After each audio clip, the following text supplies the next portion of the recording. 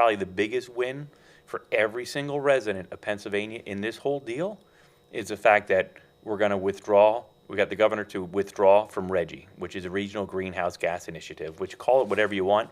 It's an energy tax. It would have been about a $2.5 to $3 billion tax on electric ratepayers.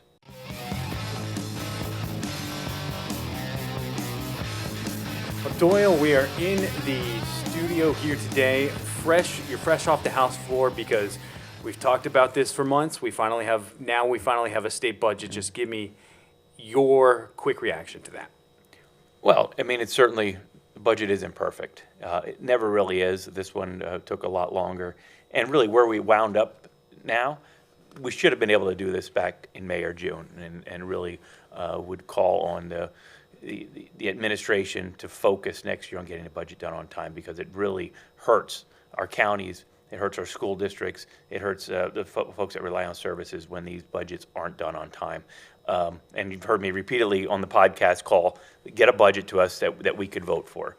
This was a tough one. I got to say, I wasn't real happy with the spend number. But at the end of the day, I think this is the best it's going to get, and it's got to get done. Let me ask a question when it comes to that. It seems like there is, yes, the spend number, it's $50.1 billion. It's about $2 billion down from where the governor wanted. Mm-hmm. So it is more manageable, but I still do have concerns. But look, it's an annual budget, and we need to make those numbers up as we go through next year's budget, or it'll take away from next year. So it's going to be a challenge for us. But at the end of the day, the longer this budget impasse will go on, the more it's going to cost the Commonwealth.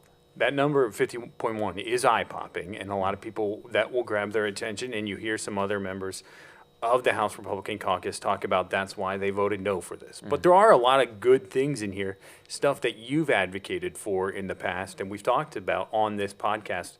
Why don't we talk about a little bit about that? What was good in this bill, something that you could support? Yeah, I mean, look, voting no on this budget, and I voted no on last year's budget, and I do have a lot of concerns, but looking at it and trying to, how could I get to be a yes to get this thing done? And what's going to be best for the folks that I represent? Obviously, the fact that there's no new taxes, right? That's a good thing. The fact that marijuana legalization isn't in this, that's been a very controversial issue. That's taken off the table. But probably the biggest win for every single resident of Pennsylvania in this whole deal is the fact that we're going to withdraw. We got the governor to withdraw from RGGI, which is a regional greenhouse gas initiative, which call it whatever you want. It's an energy tax. It would have been about a $2.5 to $3 billion tax on electric ratepayers, right? So you're going to pay more for your electric. Already, we're seeing, because of some really bad policies, energy prices skyrocketing. Businesses are being hurt by that. Small businesses don't have the extra capital, right, to continue to see those increases. But what it was really doing was it was forcing private capital from coming into Pennsylvania to do energy development projects. We're an energy-rich state with natural gas, and this is going to enable us to produce that baseload electricity. And we talked many times about PJM, the concerns that they have for grid reliability. And RGGI was just a terrible proposal, and I'm happy that we're out of it. And that is a huge, I mean, I don't know if I could really say that there's wins in this whole thing, right? Because we're 135 days late. But going forward, that's going to be huge for every single resident of Pennsylvania when it comes to what they're going to be paying for electricity, what extra jobs are going to be coming into the state of Pennsylvania because of the energy production that we need. I mean, people take data centers out of the equation. Everybody's using more electricity now than they were last year or even 5 or 10 years ago. Everybody's got a smartphone they're plugging in. People are plugging in their cars. You can replace LED lights but you can't save enough to keep up with the demand as we go into this technological age. So getting out of RGGI was probably the best part of this whole thing. And I was going to say, some of the numbers provided by our caucus show that RGGI is responsible for Pennsylvania losing out on, they estimate, 22,000 jobs and nearly $8 billion in economic development. That's money that we can use here in Pennsylvania. Yeah, I mean, it really is. And the fact that PJM, we are an energy producing state, we export electricity. The state of Virginia imports 38% of their electricity. We actually export electricity. That's money that comes back into our Commonwealth when we have these type of developments. And, we produce the cleanest, most environmentally safe energy in the world is produced in the state of Pennsylvania. So why wouldn't we want to see that economic development come here? That money that's generated by that come back here. Those jobs, family-sustaining jobs, where people can buy a house, have health insurance, raise a family, and stay in their community. And so that was big. There were some other things in this budget, but getting out of Reggie, that was a no-brainer. I can't believe it took 135 days for the governor to realize this. So you mentioned that 135 days. How does it feel to get this moved quickly? How does that feel again to get this off, get the money flowing to those people who need it the most? Well, I mean, we talked a lot about the dynamic of the House. We on the redistricting, not to rehash all those old podcasts, but we're in a really dynamic here. The Democrats control the courts. The courts have been very aggressive in legislating from the bench. They control the state house and the governor's mansion. And for probably 125 or 130 days, they weren't really talking to the Republican caucus at all. And I mean, what we're looking at here, what finally got done today, all this stuff was on the table back in May, right? It could have been done then, but they wanted to go it alone. And I would hope that they've learned a lesson from this, that next year, we don't need to put the Commonwealth through this. We don't need this uncertainty. Let's start these conversations. We know where we're going to be next year. I can tell you what the issues are going to be next year going into the budget. The governor's going to want to spend even more. We backed him off $2 billion this year, but he's going to want to spend more. He's going to want to do what he wants to do and make his TikToks and jet set all over the state. But at the end of the day, our number one priority is to be here. I was told when I was first elected, I remember sitting down and talking with the folks here in Harrisburg, and they said, your number one priority out of all the things that you do is to be here and be present for votes on the House floor. You're the only person, as a state rep, I'm the only person out of 65,000 people that can push that button, yay or nay, on any vote. And the governor's the only person that can get this budget done. He needs to be here. He needs to be present. You want to run for higher office, you want to do all, go do it all.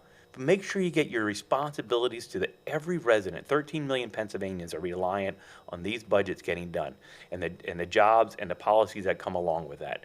And I would definitely say let's start working now, so we're not back here in November next year voting on the budget, because it was unacceptable. I mean, I heard from a lot of people, Democrats and Republicans, to just get it done. We see what's happening at the federal level. Nobody wins when these budgets aren't done on time. We have a responsibility, and I'm glad we got it done today. But these proposals were there. We were never really given an opportunity to vote for anything like this up to this point. Yeah, I was going to say, a lot of the comments, anything you put on social media recently, both sides, was pass the budget. And normally we bring those comments to you, but I think you've heard those and you've seen those people saying pass the budget, and we're already, I guess, got this year's, but now we're already looking forward towards next year's. Well, there was never an agreement. You got the House, you have the Senate, and you have the governor that you need an agreement between. Look, if I was king for a day, although they have all these no kings, but I could pass a budget tomorrow, then the next day. But that's not how it works in Harrisburg. And I would think that this was a painstaking, long process, and I'm hopeful that it's not going to be like this again. I've been here now for several budgets. My first 4 terms in office, we got a budget done on time every year and signed by then Governor Corbett, and the budgets were done on time. We held up budgets because governors wanted massive tax increases. We got budgets done early in the middle of COVID.